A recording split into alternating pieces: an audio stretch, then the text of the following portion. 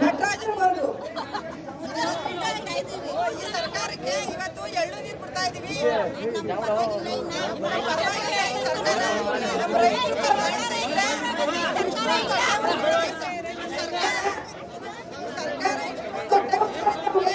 ರೈತರು ಪರವಾಗಂತ ಇಲ್ಲ.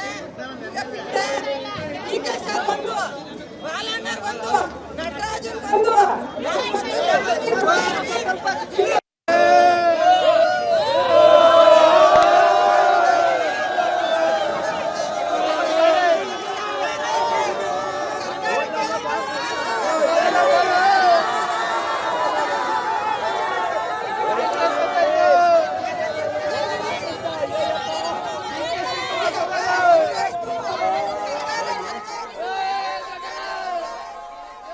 ಸರ್ಕಾರದ ವಿರುದ್ಧ ಪ್ರತಿಭಟನೆ ಮಾಡ್ತಾ ಇರುವಂತಹ ಜನ ಒಂದೊಂದು ದಿನ ಕೂಡ ಒಂದೊಂದು ರೀತಿಯಲ್ಲಿ ಪ್ರತಿಭಟನೆಯನ್ನು ಮಾಡ್ತಾ ಇದ್ದಾರೆ.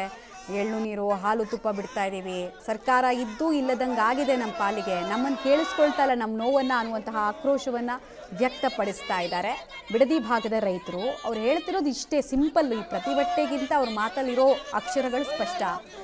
ದುಡ್ಡಿನ ಆಕರ್ಷಣೆ ತೋರಿಸಿ ನಮ್ಮ ನೆಮ್ಮದಿಯನ್ನು ಕಿತ್ಕೊಳ್ತಾ ಇದ್ದೀರಾ ನೀವು.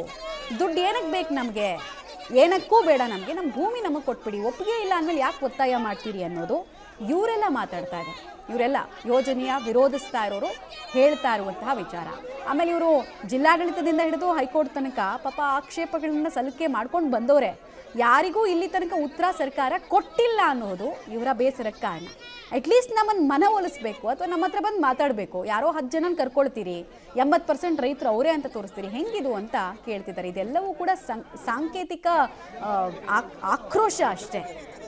ಅವ್ರು ಹಿಂಗೆ ಮಾಡಿದ್ರು ಅನ್ನೋದಲ್ಲ ವಿಚಾರ.